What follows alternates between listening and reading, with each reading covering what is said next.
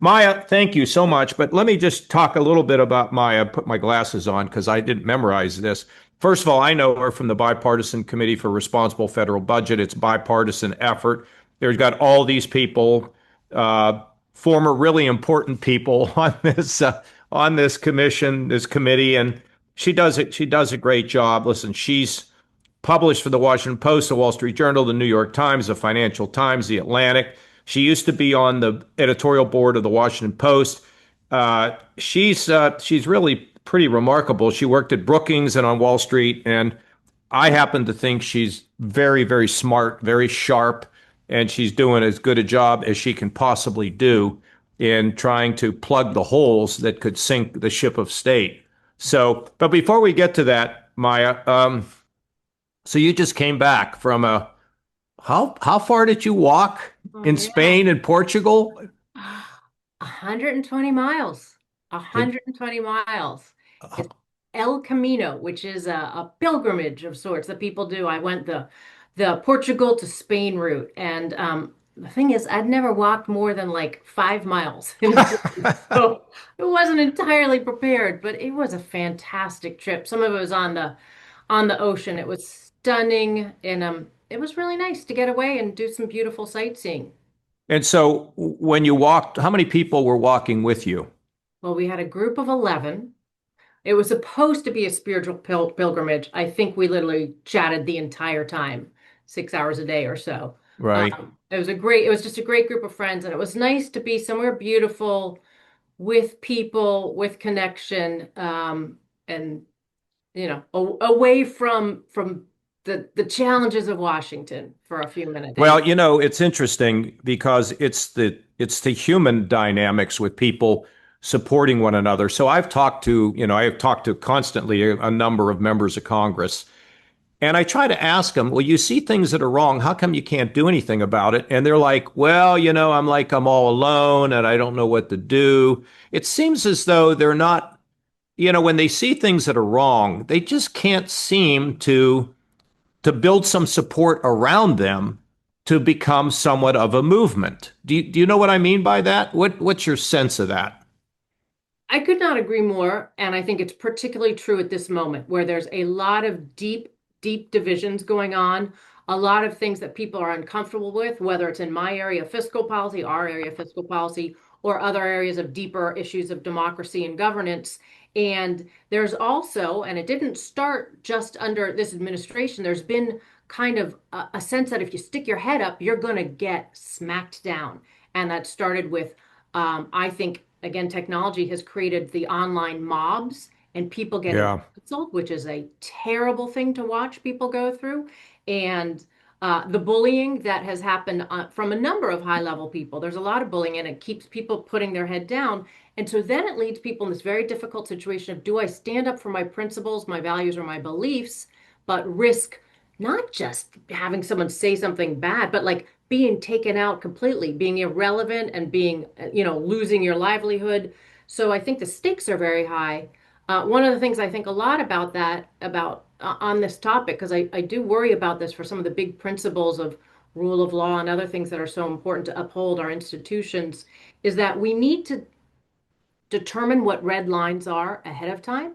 And we need groups of people who will agree, hey, we're going to disagree on lots of things, but if something like this that's fundamental to the way our country operates gets crossed, we need to agree we'll all stick together and say something about it. I think there's Maya, that's a safety in great, numbers. that's, let me tell you, that's a really great suggestion so that you're not figuring it out in the moment. You've Yeah. already laid out some things that we're just simply not going to accept. And if you do it in a group, if you do it in a group, it's a lot easier than if you do it alone. I talked to a member of Congress recently. I said, well, how come you're not doing this or doing that? You know what he told me? He said, my life has been threatened Yep. twice.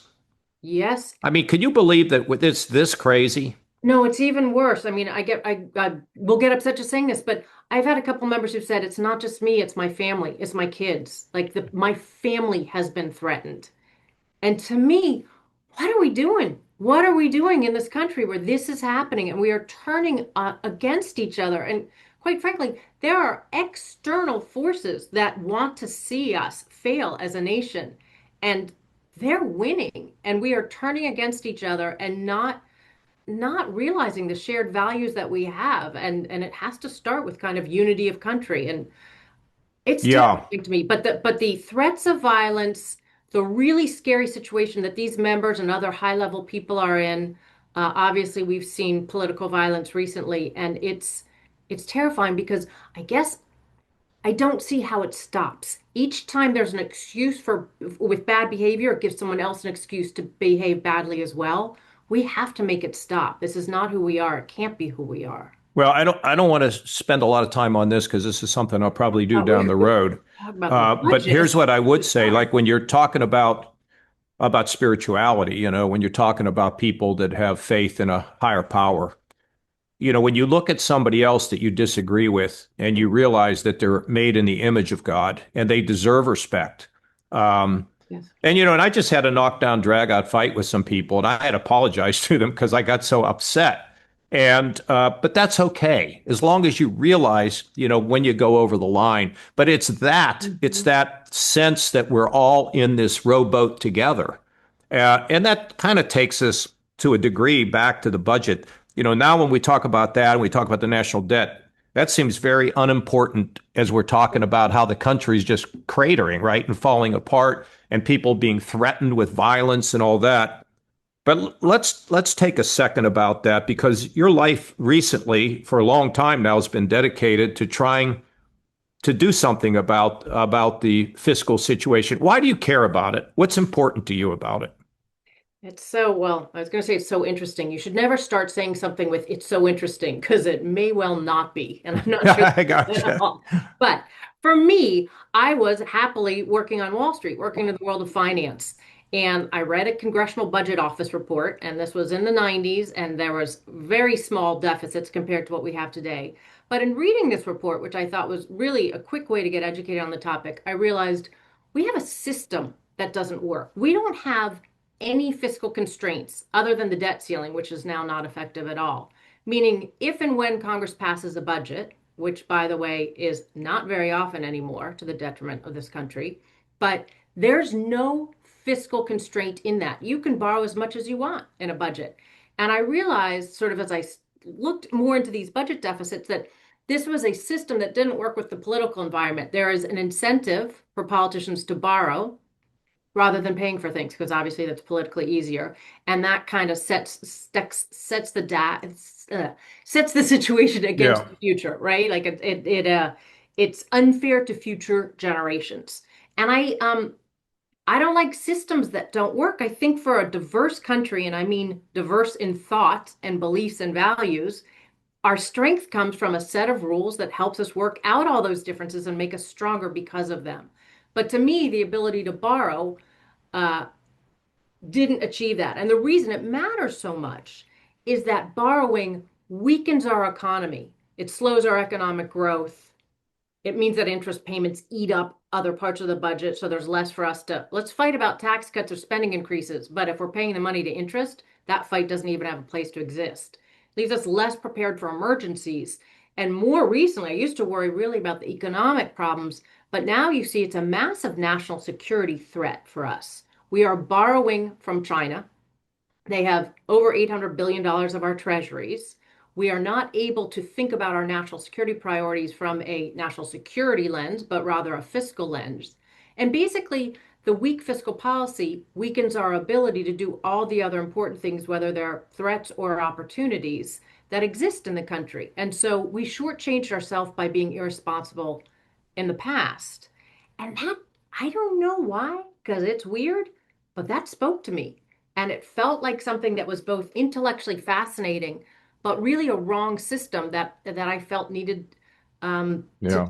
change. And I desperately wanted to do it from a bipartisan way because I'm a diehard political independent, not a big fan of political parties. I don't Right. think they help I don't us. think they matter much anymore. It's all the special interests that matter, but we'll get to that. But let me say to you, Maya, that what I have found, and I told you we were starting a little project to figure out how to bring the issue of the national debt to people's attention. Nobody cares about it Nope. because they've been hearing how bad everything is. And even with what you're talking about now, the stock market's at record highs. People are doing fine. There's like nothing out there that is short circuiting what we're doing. So why should people care? I mean, you could say, well, the debt's going up, the interest up, but what's the real reason? What is it that's going to get people's attention to say, yeah, this is a real problem? Because could we go over the edge of a cliff? I mean, how would it work? And what would it mean to somebody? Yeah, I mean, you mentioned that people have been warning about it for so long, it's kind of lost any meaning. And I think that's a huge part of this problem. So, listen, this could end in nothing short of the US losing its role in the world. Like our fiscal situation, George Washington warned, I think it was George Washington warned about hyper politicization, extremely politicized parties, external threats, countries that didn't like us, and being overextended in terms of the national debt. And that's where we are. We have all those. But great nations fall because of excessive debt. But I don't think that that resonates right now. It It sounds doesn't because Maya, they're like, like, a lot of well, people you've been don't want saying us. Yeah, that. I mean, you're telling me I need to worry about this because we're going to lose our place in the world. We just Yeah, want to be home anyway, taking care yeah. of our own problems. So that doesn't work. And so if we get to that point, it's going to be terrible and shame on us for having let it happen. But along the way, there's so many other things too. And they're hard because right now, every one of us would have a higher standard of living. Our take-home salary would be higher if we hadn't borrowed so much before. But no one really thinks that way. You don't think, No, oh, I'd be earning $10,000 more a year. That'd be great. But you don't quite believe it. You don't know it no, to be true. that's right. You do see it. I think the fact that we had huge inflation, 9.1%, we hadn't seen that in ages. That was the beginning of reminders that you can't throw money at an economy without there being detrimental effects. And so when you have inflation, which eats away at your ability to buy, we all know, food, cars, all of these things. And then when you have higher interest rates to fight that inflation, which means your credit card bills, your ability to get a mortgage, all of those things are threatened. That is when people can see it affecting their household. I don't know if they draw the connection. In fact, I know they don't draw the connection. But higher interest rates, high inflation, the underpinnings of those are excessive borrowing at the federal level. And that's one of the many things that's going on. But the other things you can't see. Well, We let's talk about borrowing for a second. Who are we borrowing from? People say, oh, we don't need to worry about this. We just borrow from ourselves. You Yeah. mentioned China. Let's talk about how that works. So, when the government needs to raise money because they're in debt, how do they raise it? Who do they get it from? And what Right. happens if all of a sudden people don't want to buy our debt anymore? Yeah, which we've had a couple little scares about those kinds of things happening. And they'll buy it, but it's at what price? But the way the government raises the money when it has to fill in its almost $2 trillion gap for borrowing every year is that it issues treasuries, bills, bonds, and notes. And treasuries are great. There was a concern for a while that if we had budget surpluses for too long, and you were a part of creating those, which was fantastic, but unfortunately, we then watched them go away much too quickly. If we'd had surpluses, what if they bought back all the treasuries? And this was a silly concern. Congress is never going to let surpluses buy back all our treasuries. But the way you pay for the government is you issue these treasuries and people buy them because they're good investments. They're the backbone of the global economic system. The US buys them. Mainly we buy them as savers, your mutual fund, in your stock portfolio. But also central banks around the world buy them because they want to have treasuries. That's part of what they do in terms of monetary policy. And foreign governments buy them. And so the majority of our debt is held domestically, but a good portion of it, about a third, roughly a third, is held overseas. The biggest owners of it are Britain and Japan and China, and it kind of goes back and forth who owns the most. Um, and China and any country has some power if they own your treasuries. If there is a big market, if we're selling treasuries and there's not enough demand, there's a big sale and not enough people want to buy it, you have to sell them. The way you do so is you raise the interest rates, and the Okay, more. so let's stop there so people can get that. So, Yeah, at some point, people say, well, I don't want to buy this anymore yeah, because it's too risky. yeah. So You if guys you are want me to better buy it, rated. We don't yeah, trust you got to you. pay me more interest. Right. And and so our interest rates go up, and that ultimately hurts our economy. What happens if we get to the point where people say, I just don't even want to buy that anymore? Then what happens? Um, And could we get there at some point, in yeah, I your mean, opinion, Maya? probably not. Basically, you have to sell those treasuries. First, there's a step where somebody at the Treasury Department picks up the phone and calls some banks in Japan and around the world and says, you're going to buy these treasuries. And that works once or twice. Like you can create the demand. But basically, your interest rate will go up until you sell those treasuries. And so it might be at 4, 4.5, it might be 5, but if it has to go up to 8, it will. And that's when you are in a recession really fast. And because we have to borrow to pay the interest payments we already owe, the US government's borrowing more, that's creating more pressure on interest rates, that's pushing them up. That means we have to borrow more to pay our interest payments. Before you know it, you're in a dangerous debt cycle. Well, and then the other problem with that is as you're paying interest, people want to fund the universities. They want to fund the K through 12. They want to fund the food program. All of a sudden, you don't have enough money to pay for those programs, right? Because all your money is going to pay the interest on the debt. Well, and it's stunning. Like before, it used to be interest rates were low. And so, like you said, all people, we were warning about it. Nobody really cared. Interest rates looked low. What's the problem? And then they went up really quickly. Interest payments are now the second largest item in the budget. They are larger than Medicare. They are larger than national defense.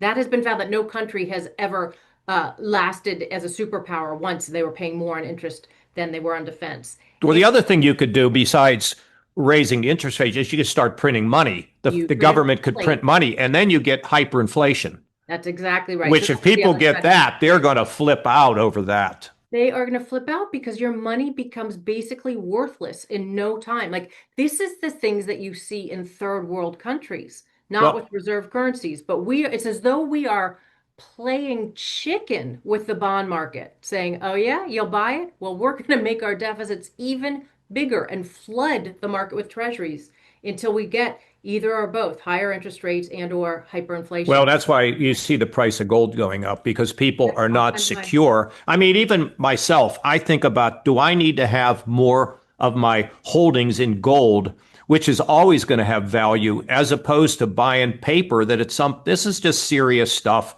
And we may have gotten too much into the detail here. We've got to figure out how to tell people about it. Yeah. But maybe in some sense is that, we all leave a will and testament for our kids. You imagine our kids being around a table, and when they look at the will, they say, "Oh, well, you owe all this money and there's nothing left for you kids." That's kind of where we're going. But why does this happen, Maya? Everybody knows in Congress that this is a serious matter. Why aren't they beginning to do something about it? What's the problem? Well, here's maybe one disagreement I have with you. I think everybody used to know that it was a real problem. I think some of the members we have now, some of the newer members, honestly don't understand the issue. They say things will keep going along and they'll be Yeah, fine and we don't I'm need to worry. bumping into more people who believe their own talking points. There are some people who believe that we'll just snap our fingers and this whole thing will be able to grow our way out of it, and others who think we can just print money and there's no problem and this is scaremongering. Luckily, that's a small group on both sides. But to your point, usually most people still all know that this is a problem. And it used to be, and again, you were a huge part of this. You made sure that we put forward budgets that balanced. And whenever things got out of whack, there were responsible politicians who led, you were one of them, who then said, we have to go back into this. And there was bipartisan work on getting some of these things resolved. That's not the case now. The parties are at war with each other and they are competing over who can be more fiscally reckless. Because guess what wins support? Huge tax cuts and huge new government spending. And it used to be that Republicans wanted to do tax cuts and Democrats wanted to do spending to generalize. And now they both want to do both. It's, the thing is, and put it in the vernacular, when a congressman goes home, people say, well, will you support my program? And if you say no, they don't like you. Yeah. It's sort of like your kids say, can I have another one of these things? And it's mom and dad, oh, yeah, sure, whatever you want. At some point, we say no, but there's no incentive for a congressman other than serving their country to go home and saying no, whether it's farm programs or food programs or Medicaid or any of these things, right? That doesn't even mention Social Security, which is running out of money. So it's not easy, right, for somebody to No. go home and say no. No, and if you do say no, somebody will primary you or somebody will be in the general and they will say yes. And the problem is that yes beats no, even though no is the only thing that can save this country fiscally. We So can what are we going to do, Maya? You're right. So if you do that, you got your own party fighting against you. If you don't, you lose in the general. So how do we get out of this fix? There's got to be two things here. One, we have to build the people who do care about it in Congress, and they do exist. As you know, there are plenty of them who know this is a problem and would like to do the right thing. They need to do it together in a bipartisan way, but they cannot do it with outside support. And we used to have that. We used to have people understand that this mattered and they were willing to do things for their country. And in fact, political leaders used to say, you need to do this for your country. What will you do for your country? And now we don't have that. So we need a massive public education outside game that will have people understand that it's harming the economy, it's harming their children, it's putting us at risk for national security, it's leaving us vulnerable to emergencies, and that even though it will be hard to fix this, here are all the reasons it's worth it. Quite honestly, I think we need one of those morning after movies, something that kind of visualizes what would happen if we don't fix it or what would happen if we do fix it. Because Well, one thing, you know what? We can fix it, and it doesn't mean you have to chop things. It just means you have to reform things. blow the And ground things. and Yeah. and the fact is, you do it over time. It's like losing weight, unless of course you take these weight loss drugs. But if you do it over time, you do a little bit and a little bit and a little bit, and that's all we need to do here. But it doesn't right seem look, Maya, when you go to Congress, okay, I went there, I was 30 years old, and I remember putting my hand on the Bible, having Tip O'Neill swear me in with my mother and father there, and everybody was so proud. And I was there to serve my country. My district, yeah, I had a district, but I didn't think about it as my district. I thought about the country. Country. I mean, and so if you lose, right? So let's say you stand up and you lose. What would be worse if you didn't stand up and you lost? What would be worse? You didn't stand up and you lost, or you did stand up and you lost? Because there is life after Congress, right? There sure is, but you also look at the people in Congress, and a lot of them aren't very happy. They kind of walk Yeah. around slumped over because it's not a very nice place to be, but also they're compromising their own principles. I think they feel locked in. And one of the things is, look how often people are unwilling to stand up against their own party and or say anything hard. You've got people groups just going lockstep with their parties, and their parties are trying to win elections by pandering. And if we can't break that, I mean, these are people who went there because they love their country. Yeah. And they have different policy preferences. I don't care if you want to do this or that to Medicare or Yeah. like, Talk. yes, and compromise. Like nobody gets everything they want. We have some different points of view, but the good of the country should be something that could unify us, and we have to build on that. And our country's got some threats right now. So this is a time where we need to be able to make the case that the external threats are so exacerbated by our weak fiscal position. We've got to get our house in order. Maya, here's the problem. If you get elected to these jobs, even if you get elected to the school board or whatever, here's what happens. Say you're the congressman. You go to a basketball game at the high school you represent. They give you a little space to sit. Oh, congressman, sit over here. Bring your spouse with you. And in your the light's always on you. It's always shining on you, and it makes you important. And it's human nature to want to be important and be in the spotlight. But you know what? It's fleeting and it's really meaningless, because the day you walk out, you're done. So you better remember when you're in that all this is just a bunch of baloney. Just do your job. And if you win, great. And if you don't win because you've done something based on principle, it's going to be okay. And Well, and I, we might circle back to the point about your spirituality, your higher power, whatever your belief is. Like there is something that everybody's accountable to, and it is not sort of the daily vote according to what their party tells them. yeah. It's their country and it's to their higher God. So Yeah. And This is what the did you do? What did you do with what I gave you? Anybody who could serve in the House or the Senate or any major position, Maya, whether it's you running your committee or whether it's somebody in sports or business, at the end of the day, who do you report to? And if you report to the higher power, you will be, and you've been given gifts to have those jobs. I mean, you have gifts that allow you to do this. Use them. Don't bury them in the ground for your own self-preservation. It's hard to say, but and it isn't hard. It's easy to say, it's hard to do. But I can tell you, when you stand up, you feel, and your family, everybody will love you for the fact that you had principle. I think the nation's craving that right now. Yeah. I think people know that something's missing and people feel really empty. And that goes back to sort of this search for connection. But I think people are inspired and admire people who are willing to do something that isn't just the easy thing and that they believe is the right thing. Yeah. Boy, those people stand out right now, and we need more of them. Are you going to win, Maya? I don't know. You're going to win. Come on, kid. You're We going to know the win. answers. We know how to win. Yeah. We know how to do this. We have to get everybody willing to come together and stop Yeah. this fighting. I'm terrified by the level of fighting in this country. And the words outrage, I'm so outraged, I'm so angry. Like Yeah. we got to put this aside and we got to roll up our sleeves and we got to do the work, but we know how to fix this, so we sure could. Maybe what we ought to do is get a plane and take everybody on a walk of El Camino El and get them to Camino. talk to one another and they could have a great time. Maya, How about thank a you. budget El Camino? Yes, thank you for taking the time. And I'll look forward to seeing you soon, and of course, talking to you very soon. Thank you God so much. bless, Thanks Maya. for having me. Okay.